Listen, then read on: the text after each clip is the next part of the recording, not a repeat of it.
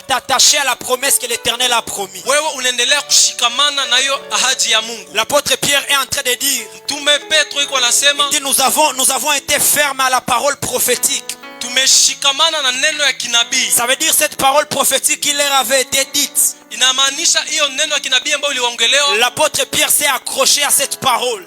Mtume Petro amebanana na hiyo neno. Parce que rappelez-vous, Maana mkumbuke ya kwamba que la foi vient de ce que l'on entend.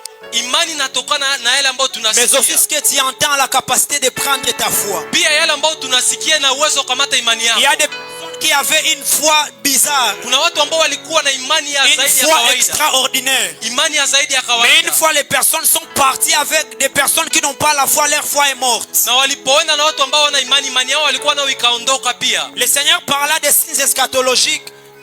Yesu alipokuwa anaongea mafundisho ya siku ya Il mwisho, dit malheur aux femmes qui seront enceintes en ce jour. akasema ole kwa wale ambao watakuwa wajawazito. Comment est-ce que ton maître n'est pas encore venu mais toi tu es enceinte?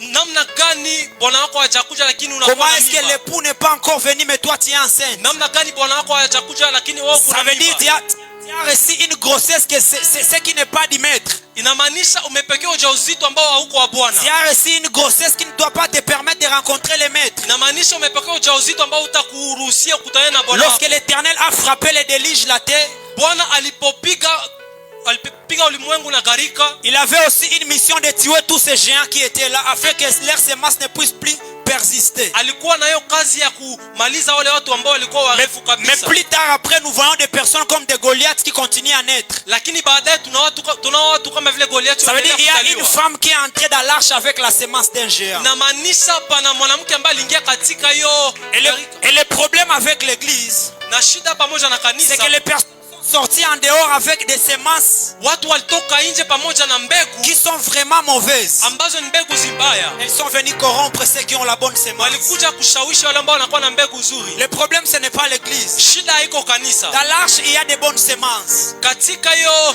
arsh amuna mambegu Mais ceux zizuri. qui viennent, les personnes qui viennent avec des mauvaises semences, Lakini watu ambao wanakuwa na mbegu zibaya, c'est là que vous allez trouver qu'il prend 4-5 personnes pour les dire quittons l'église. ndipo hapo utaona mtu anakamata watu 5 anawaambia tutoke kanisa. Et ces personnes aussi acceptent de suivre la personne. Na watu wanaitika kufuatana na huyo mtu. Le problème ce n'est pas ces personnes qui sont parties, Shida haiko watu ambao walienda, mais la semence que la personne lakini possède. mbegu ambao huyu mtu alikuwa La nayo. semence des géants. Mbegu ya watu warefu. Et il y a plusieurs personnes à l'église. Pana watu wengi kanisani, Quand ils te voient donner une offrande, disons de 100 000 francs, wanapoona unapana sadaka, ils vont te dire tu es en train de perdre ton argent. watakwambia unapoteza pesa yako. Ce n'est pas lui son problème. Haiko shida yake. Il a la semence du géant. Ni shida ya mbegu ambao anakuwa mbegu ya jitu. Tous les problèmes qui se passent à l'église Tatizo ambazo zinapitikana kanisani a toujours été faute de semences. ni shida ya mbegu. Voilà pourquoi Jésus-Christ, les disciples sont en train de dire à Jésus, apprends-nous à prier comme Jean a enseigné aussi à ses serviteurs. Ndio maana wamtume wanaambia Yesu tufundishe kuomba kama vile Yohana alifundisha Donne-nous la semence comme Jean a aussi donné à ses serviteurs la utupatie semence. mbegu kama vile Yohana alipatia wale ambao walikuwa wanamfuata. Et le Seigneur dit malheur aux femmes qui seront enceintes ces Na jours-là. Bwana anasema ole kwa wale wanawake ambao watakuwa wajawazito.